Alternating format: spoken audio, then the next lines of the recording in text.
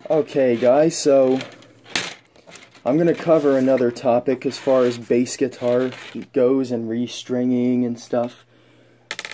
I know that most of you guys don't keep your old guitar strings, but because most of you guys play on stage, I only play on YouTube so far, but today I'm going to talk about how to store your bass guitar strings and how economically efficient it is to keep your strings, and how efficient period it is.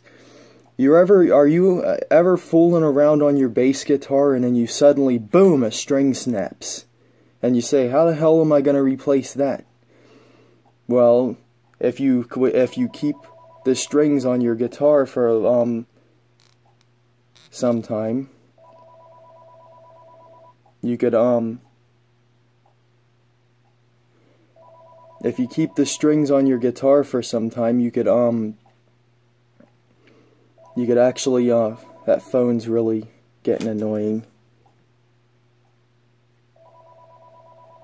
I gotta check who that is.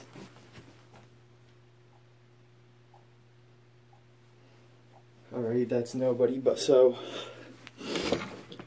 again, back to this video, but it's very economically and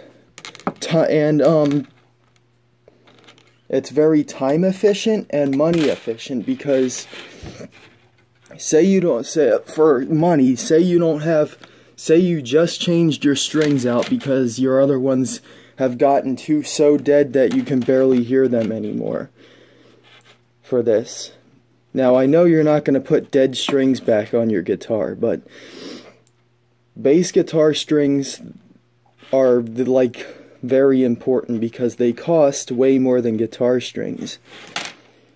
Cheap guitar strings cost like $8, $9, $10. Well, cheap bass strings cost between $20 and $50 to buy a bass guitar, buy a set of, this one's old, you can tell, but to buy old bass strings, but I mean to buy cheap bass strings. So I'm gonna start by saying the reason I decided to make this video is because just yesterday I was playing my bass guitar and the G string broke. Now I quickly came to remembrance that I actually had a bass guitar string break on my old bass. It was the E string.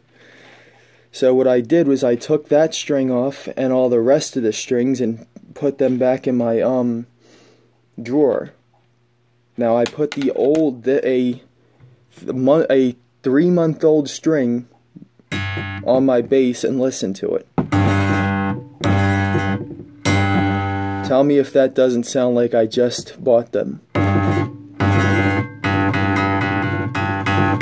Now there's a way you can get that to sound like that. I just undid my strings to this just to show you. What you're gonna need is some paper. You don't need a sheet of paper this big. All you need is a very tiny piece of paper. You need some tape. You need the strings you're gonna be using. I got 2 strings right here. And you're gonna need a marker. Now, why do you need a marker? I'm pretty sure if you break a string, you're not going to try to match your strings up with the ones already on your basses or your guitars.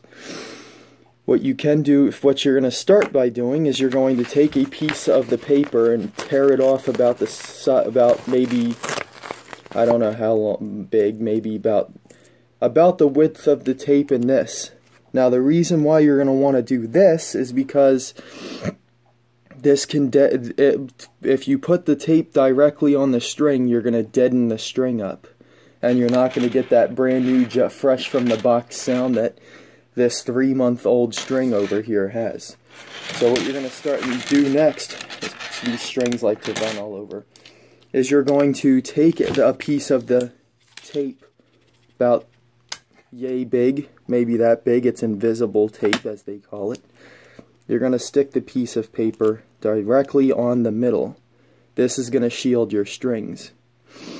Next, you're going to place the ball end of the string in here, or not, that you're going to roll the string up to where you're going to want to adjust it until the string will grab onto the tape like this, and then you're going to place the paper part of this piece of tape onto the string, and then you're going to want to, oops, I'm doing it on the wrong side, but you're going to want to roll the string up, and then you're going to want to put the piece of tape right here on like this.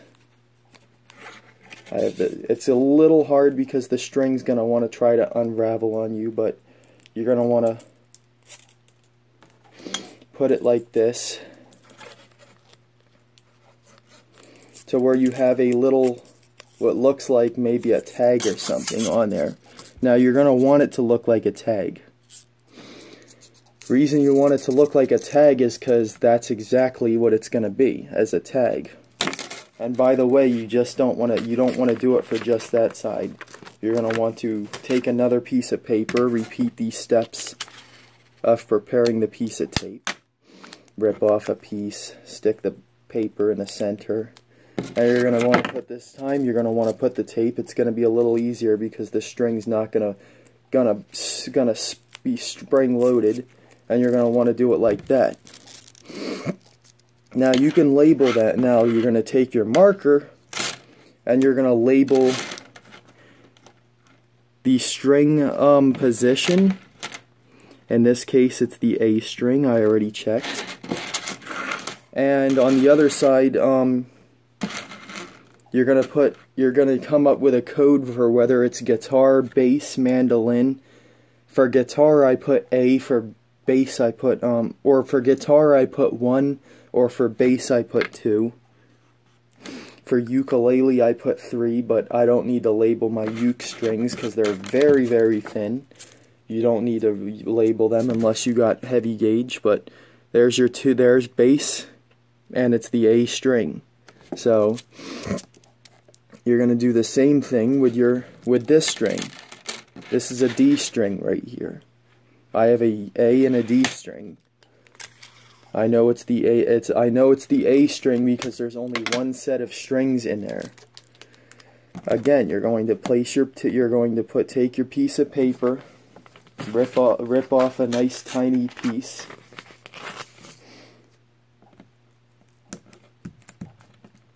Rip off a nice tiny piece, put it in the center of the tape.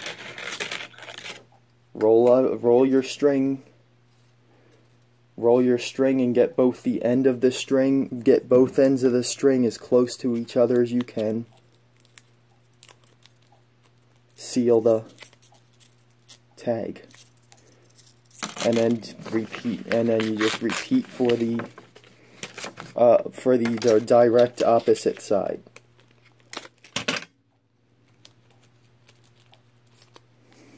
Now labeling them, now everything I've done here is for a reason. After you're done with this, you just label them. I put 2 for bass and the string position, D. So there, we got the D string is labeled, 2 for bass and D for the string position. So what you're going to do is, what this does, you want to drop them, smack them a little bit. This ain't damaging your strings, this is getting all the gunk and crap out of them. Because the loose strings allow the windings to move around a little bit. The looseness of the strings not being on the bass and how it's bent in that circular shape is going to allow for all that dirt to be gone. So you got them. So what you're going to do next is you're going to place them in a nice dry area, not wet, not a dry, clean area. The area has to be warm too so the strings can expand. Because these are metal, so metal expands. It's called thermal expansion. I'm sure you learned it in science class a while ago when you were in high school or But you're going to want to store them in a nice, dry, cool place. I mean, warm place. You don't want to store them in a very cold place, because that'll shorten the life of them, because they'll contract and the windings will get all screwed up. But you're going to want to store them in those conditions, and you're going to want to store them in a closed area so they're protected. I store them right back there in that, see where that red bass guitar is? I gotta move this to show you, because this is blocking it directly. This drawer that's open right here is where my bass guitar strings go. And this string up here is actually broken. Is the broken G, I think? Is it a G string? Yeah, that's the broken G string right there. Over here, I think I got the broken E string, or somewhere I got it. The E string was a while ago, but basically that's how you do it. And then once you put those new strings on, it's going to sound just like this.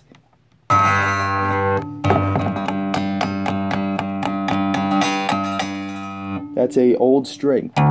Hear how that's dead? No tone at all. That one's got a lot of tone, but so that's it. Have a nice day.